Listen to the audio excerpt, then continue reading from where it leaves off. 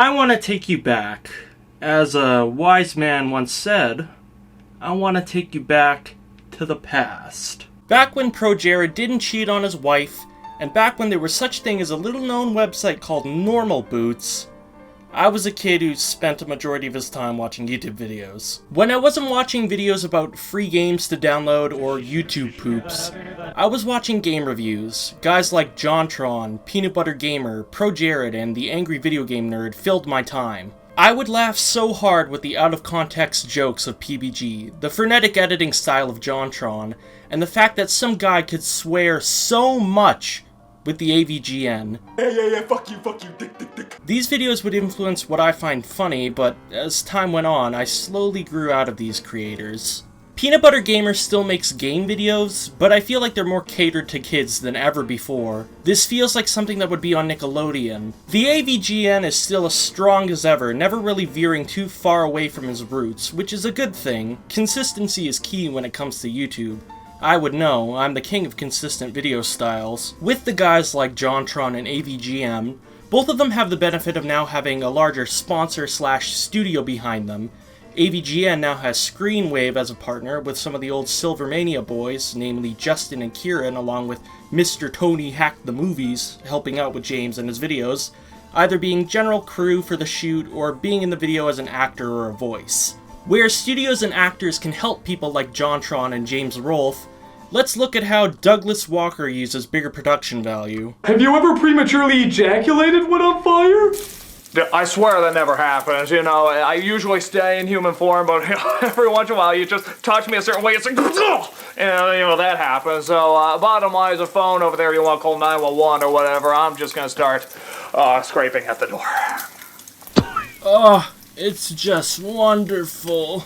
In all seriousness, to me the nostalgia critic fails by straying too far away from his roots, from the style that he's most well known for, by making these skits too long, unnecessary, and really unfunny. Going back to video games, after the initial success of all the Normal Boots alum, other reviewers with similar styles started to become popular, such as people like Space Hamster, Kadikarus, and Brutal Moose. Eventually all those guys got together and made their own website, Hidden Block. My personal favorite of the bunch was definitely Brutal Moose, with his dry, sarcastic sense of humor and stylish editing. I still enjoy his endeavors now, whether they be game, food, or arcade related. I never really watched Televoid! I'm sorry, Ian! I know I'm going on a tangent right now, but I've always wanted to talk about these YouTubers, their beginnings, and their effect on me, and where they lie now. I've always wanted to make videos like those guys. They're the reason that I started collecting video games. They're the reason that I started making YouTube videos. The film review stuff sort of came afterwards. I used to watch The Nostalgic Critic like crazy when I was younger, but now I more watch stuff like Red Letter Media, Ralph the Movie Maker, those sorts of guys. There are a group of modern game reviewers that do videos sort of in the style of those YouTubers. People like Nitro Rad, Scott the Waz, Relax Alex, those sorts of people. I've always wanted to take a crack at that style of video, and now that I'm older, I have a camera, and I have the resources to do so, now seems like a better time than ever. For the homies that are still looking out for the movie reviews, don't worry, I'm still gonna do them. I'm probably gonna do a movie review after this video. But I'd like to start doing videos in this style, A, so I can talk about video games, which is another large part of the stuff I like, and also as a homage to the YouTubers, which I grew up on. And what better game to start off with than the game that I promised myself I'd review as my first game. Taiko Drum Master. Let's peep this out. Taiko Drum Master isn't very well known, but I'll tell you what is more well known. Taiko no Tatsujin. Taiko no Tatsujin is a rhythm game most popular in Japan. It started in 2001 as a series of arcade games developed and published by Namco, the basic gist of the game being that when the notes flowing from the right enter the circle, you give it all you got, and you hit the taiko! Red notes mean you have to hit the center of the drum, blue notes mean you have to hit the rim of the drum, and these long yellow notes mean a drum roll where you can go nuts on the drums for more points. Larger versions of the regular red and blue notes mean to hit both sides of the drum with both sticks, and the notes with the balloon attached to it, called a burst note, means to do a drum roll only on the center of the taiko and to hit it enough times to pop it for bonus points. With every note hit successfully, this bar at the top fills up. If it's past the clear line, well, you clear the song, and if it's not, then you fail. It's a very straightforward game with little mechanics to remember, but sometimes less is more. It gives the developers and song mappers to put these mechanics to the limit, and trust me, they push it to the limit. Taiko no Tatsujin was going very strong in the arcades, so of course, home console versions were to come. After 2 arcade and 2 PS2 releases, the third Taiko no Tatsujin game was going to come out, but some businessman said, "You know who'd love a game heavily engulfed with Japanese culture? Americans." Thus, the third Taiko no Tatsujin game was localized and titled Taiko Drum Master. When the game was originally sold, it was sold in a bundle, which included the game and also a taiko drum controller, which was basically the controller that they used in the arcades, but shrunk down. The drum controller had 2 center pads, 2 side pads, and it also came included with 2 bachi, or plastic taiko drum sticks. I've always played the game with the PlayStation 2 controller. I think it's a pretty good substitution. The control doesn't feel uncomfortable at all, and I think it's a pretty good substitution for not having the controller. This intro, it's great! I had no idea you could fit so many happy feelings into a video until now. This warms my dark soul when I'm not thinking about my declining life or the inevitability of death. Hey, fun fact, did you know that Yukiko Yoko Taro's wife, does the illustrations for Taiko no Tatsujin? They should put one of them little bastards inside the next Nier game.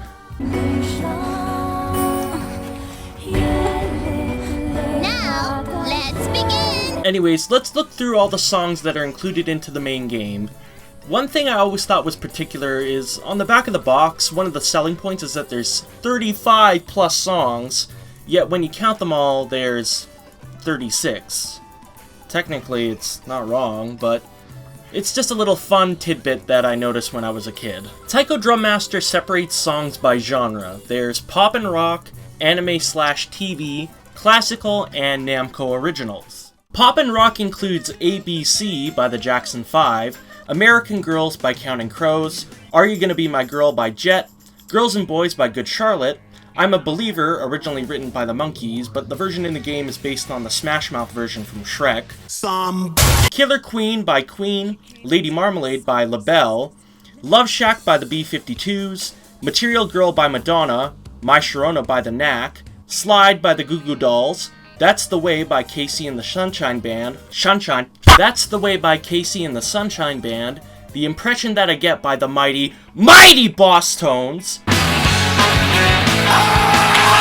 Toxic by Britney Spears, Tub Thumping by Chumbawamba, and Walking on Sunshine by Katrina and the Waves. Anime/TV includes the theme song for The Adventures of Jimmy Neutron and the American theme for Dragon Ball Z, Rock the Dragon. Classical is indeed classical music pieces, including Symphony No. 5 by Ludwig van Beethoven, the Prelude to the opera Carmen by Georges Bizet, Hungarian Dance No. 5 by Johannes Brahms, Symphony No. 25 in G minor by Wolfgang Mozart, William Tell Overture by Gioacchino Rossini, and a modern medley of songs written by Stephen Foster. Namco originals are songs that have been in other Namco games, including Brave Sword, Braver Soul from Soul Calibur 2, Dragon Spirit, which is a medley of songs from the game of the same name, Dragon Spirit, Katamari On The Rocks from Katamari Damacy, Ridge Racer from, you guessed it, Ridge Racer, the Genji and the Heikei clans from a Japanese-only arcade game called Genpei Tomaden,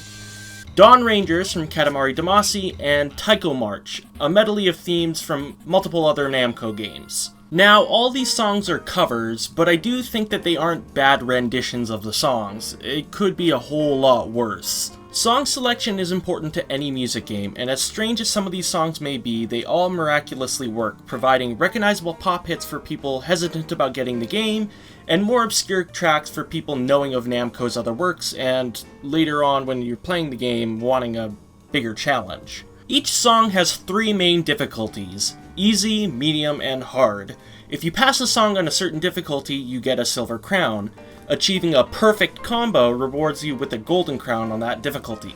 Completing more songs and getting more crowns rewards you with extra songs, and when you complete 25 songs, you get a brand new difficulty. Oni. Oni is the hardest difficulty in the game, for very good reasons. Very good reasons.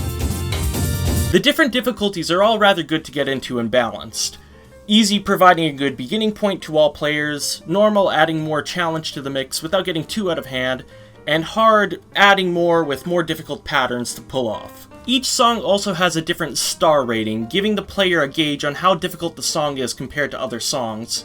In simpler terms, let's just say the closer you get to Namco territory, the harder it gets. The thing with music games is that in order to be good, it has to have a solid foundation, and in order to get that foundation, it needs to be two things. It needs to be satisfying to play, and it needs to be addicting. Graphics and all that can add to a player's enjoyment and can impress, but if a game isn't fun to play, and there isn't anything drawing you back into play, then what's the point? In my eyes, these two things are what Taiko Drum Master and a lot of other rhythm games strive to get across first and foremost, which makes people come back for more. The impactful sound of the taiko, the frantic feeling of hitting a drum roll or a burst note, the relief in finally getting that perfect combo, all while playing along to your favorite early 2000s hits, and Rock the Dragon, I just can't refuse that. Trying to beat your high scores and getting better at higher difficulties gives players strive to come back and get better at the game. It's like getting short bursts of game crack. You just want more and more. Other rhythm games like Rhythm Heaven and Elite Beat Agents both follow these rules, making them satisfying to play and keeping you coming back for more. Hence why they're so popular and highly regarded. And I haven't even talked about the multiplayer in this game yet. Taiko Drum Master's single player is definitely fun, but it definitely gets better when you have other people. Playing songs with friends as you both compete head-to-head to see who gets better scores is so much fun. Each song even has a separate multiplayer drum track to switch things up, and sometimes they even complement each other with rhythms. Oh, it's so wonderful. I also haven't talked about the minigames yet. There are 3 different minigames to play: Reach the Helicopter, Fireworks Festival, and Watermelon Eating Contest! The minigames add an enjoyable break to the main gameplay. Reach the Helicopter has you balancing a tower of dogs to reach a helicopter on 3 increasingly higher stages, starting on the roof of a temple and then going to a ridge of a mountain, and then on top of that mountain with a giant jumping tuna, don't ask. Fireworks Festival has you playing as an eel man with a light on his head, lighting up fireworks and kicking away bombs that are mixed in with the box of fireworks, don't ask. And Watermelon Eating Contest is just that, a watermelon eating contest. Eat all 4 watermelons and spit out the seeds by drum rolling on the center pads, and dodge this crazy man with the baseball bat by pressing the blue edges. This guy does not hold back. You get hit and you go flying, bro. It's hard for me to fully articulate my thoughts on rhythm games because, unlike other genres of games, rhythm games rely mostly on feel rather than other aspects. For me, the reason that I keep coming back to this game is because it's fun to play, it has simple gameplay and foundation, which progressively gets harder as time goes on and builds upon that foundation where it doesn't get boring to play, and it keeps me coming back due to its satisfying gameplay and its short bursts of actions to catchy songs. For a while, Taiko Drum Master was the only piece of Taiko no Tatsujin that America got to see. There were the occasional cameos in other games, such as the arcade cabinets appearing in one of the Yakuza games, and Don-chan being one of the playable characters in Mario Kart Arcade GP, which was also made by Namco. But to most people, these would only be strange cameos to that one Japanese arcade game that's popular. It would seem like Taiko in America would be confined to only one localization on the PS2. Until now! Taiko no Tatsujin is being localized again, one title being on the PS4 and the other one being on the Switch. I'm super glad that a series I've been a fan of is getting another chance in North America, and that I can play some new Taiko games officially rather than using some not-so-official ways. If you try out Taiko Drum Master and you like what you play, please go out and buy Taiko no Tatsujin Drum Session on PSN and Drum and Fun on the eShop. The only way companies listen is if you show with your money, and what would you rather buy? Some cool Japanese rhythm game a Z-list YouTuber told you is good? or a pack of 10,000 Z-Bucks. Am I right? Now as for me...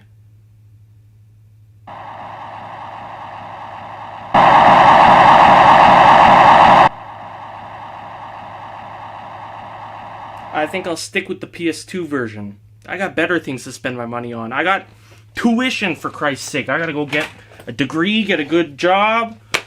If you'll excuse me, thank you. Jesus Christ, I got fucking debts to pay, people to pay back.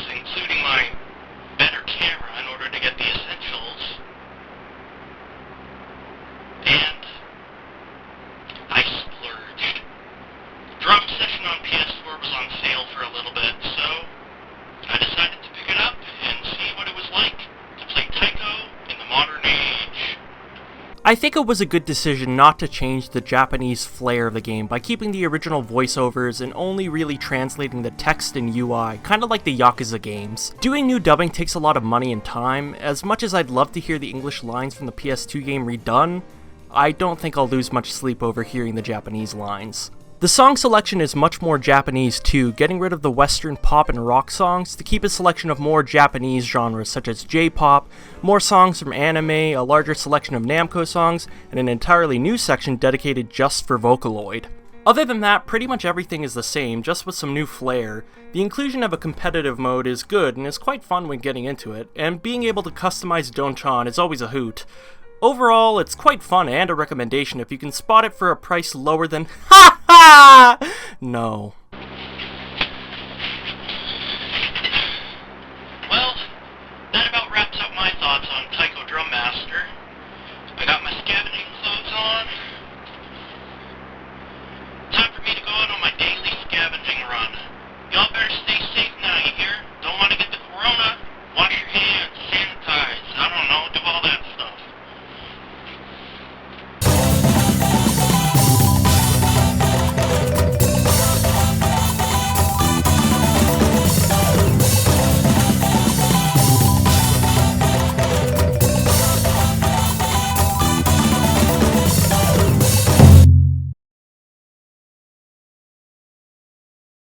Sorry.